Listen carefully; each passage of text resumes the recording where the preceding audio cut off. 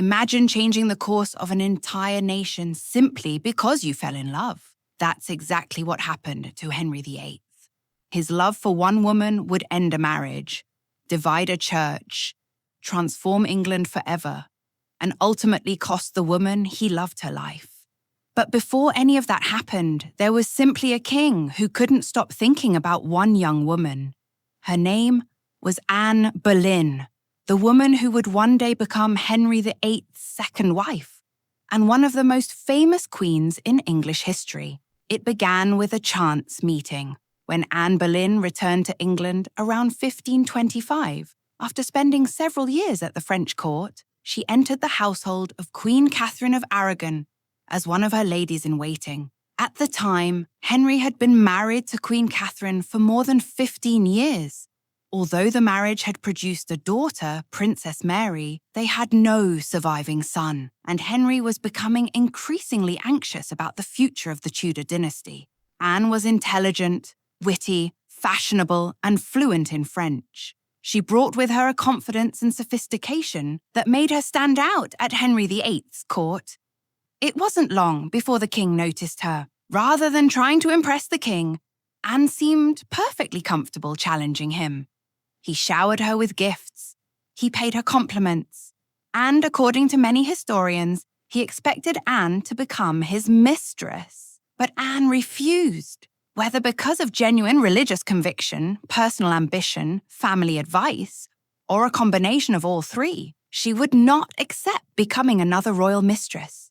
If Henry wanted her, he would have to marry her. That changed everything. For perhaps the first time in his life, England's powerful king couldn't simply have what he wanted. Instead of giving up, his feelings only grew stronger. By 1527, Henry believed his marriage to Catherine of Aragon was cursed. Because Catherine had first been married to Henry's older brother, Arthur, Henry argued that their marriage went against God's law. He asked the Pope to cancel it so he could marry Anne. Whether this belief came before his love for Anne or because of it is still debated by historians. What is certain is that Anne had become the center of Henry's world. When rumors about Anne began circulating at court, her family removed her from the royal household, sending her back to Hever Castle in Kent. For Henry, the separation was agonizing. Unable to see Anne in person, he began writing love letters. 17 of those letters survive today. Written in English and French, they reveal a side of Henry VIII that few people ever see. Not the ruthless king, not the tyrant with 6 wives, but a man desperately hoping the woman he loved would return his affection.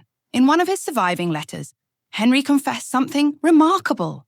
He wrote, "Having been for above a whole year stricken with the dart of love." Those words would become the beginning of one of history's most famous collections of love letters. But they also marked the beginning of one of history's greatest tragedies, because the love that changed England would eventually destroy them both.